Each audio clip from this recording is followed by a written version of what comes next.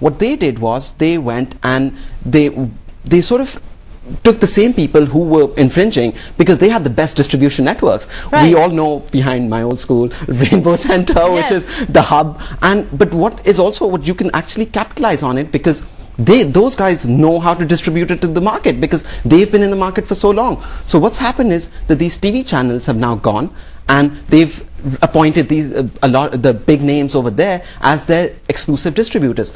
And now you're getting, I think for 150 or 200 rupees, you get Pakistani dramas or Pakistani TV shows. Right, but these TV channels also, what they've started doing is playing these films on their own TV channels and putting their own advertisements on it without any check, and they're still running. Yeah. Is that not an infringement as well? Of course, absolutely. And 2 years ago now, we had a case where a Pakistani company, which is the sort of pioneers of bringing English movies to Pakistan, they've really helped revive the cinema. They took action against a really big cable operators throughout Pakistan, and it requires resources, and it helped. Like that helped. Is it acting as a deterrent? Because I still see my cable operators still plays films. That's where PEMRA needs to step in, and a lot of people, content providers, have written to PEMRA time and again. I think there's a cricket series happening, and the channel broadcasting them, they've gone to PEMRA and said, stop these cable operators. So I think PEMRA needs to step up. Right, because you have the Director General of your Intellectual Property Organization of Pakistan, Khalid Mahmood Bukhari, saying that Pakistan ranks amongst the top 10 countries where IPRs are violated, and each year its economy is suffering about $12.5 billion lost in taxes due to forge and counterfeiting of products. Absolutely. Is it not then affecting direct foreign investment as well? Why would somebody want to invest in your country where they will feel that their brand would not be secure? Absolutely. I mean, that's one of the key things when it comes to trademarks, etc. But if we look at copyrights, which are a little different, because forget international, what we're doing is we're really not paying dues to our creators and of copyrights. We're not to our musicians and our actors, people who are really working hard. Music channels do not pay royalty, and they're playing all these songs, and and radio stations and all of this is all constitutes as infringement.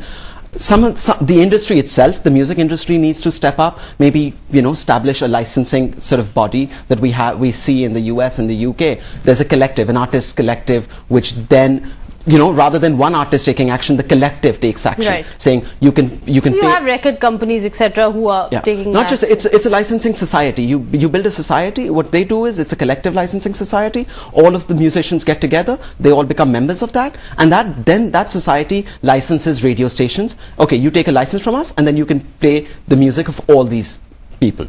Therefore, and if one of the radio stations doesn't take a license and pays it, then the society can go, right?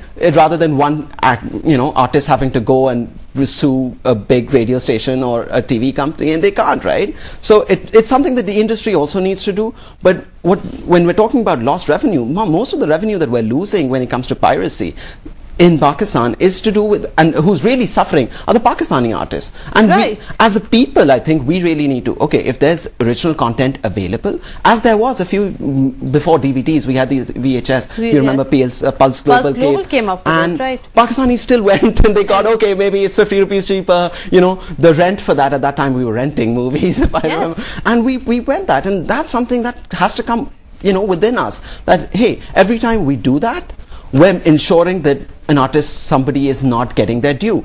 And what happens? We see raids happening on these illegal DVD stores, illegal, DVD areas. Say, for example, Rainbow Center. But that happens once, and then nothing happens for another couple of years as well. So obviously, again, that affects the mindset of people that nothing is going to happen. Nothing is going to happen. But look, it's a supply-demand thing. You can raid and you can constrict supply. But if there's going to be demand, somebody's going to open it in their flat and somewhere else. They're going to move away from, from Sadr, and they'll be up in a flat in Defense, and they'll be doing it. So what we also have to do as a people, like I said, it's also curb the demand for that.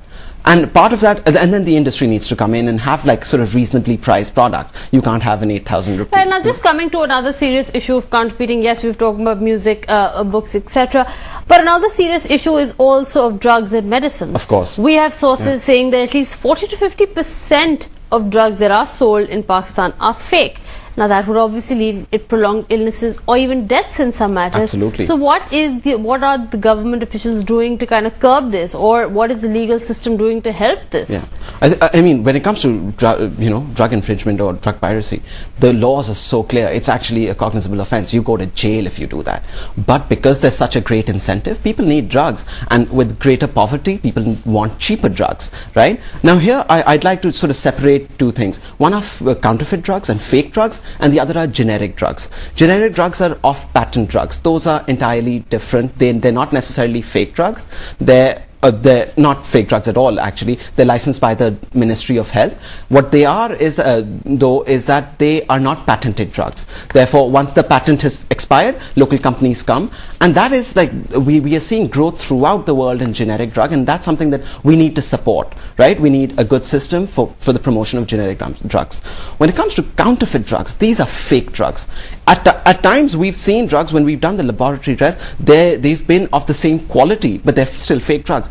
And at times we've seen that they do absolutely nothing. But one problem that we're now facing is that I think till about 3-4 years ago, the people had really started, even the local international pharmaceutical companies, they were all really going after these guys and trying to stop them.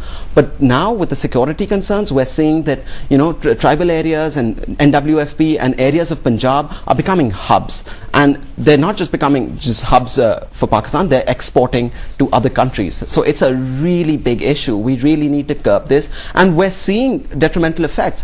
One thing that you mentioned was that people die. Another thing is that they become immune to drugs, right? If you take, say, paracetamol, and if it's not of the same potency, which none of these counterfeit drugs are, the next time when you even take the original paracetamol by a good company, that will not affect you because your immune system's built up, and right. It's really something we really need to work on. Right. All right. Ali Kabir there talking to us about intellectual property rights. Thank you very much for joining us in our studio and creating all this awareness about intellectual property rights. Ali Kabir there, attorney at law, talking to us about intellectual property rights. He's saying, yes, the legal system is there to help you, but it has to start at the grassroots level. We need to start adopting practices that encourage us to use real products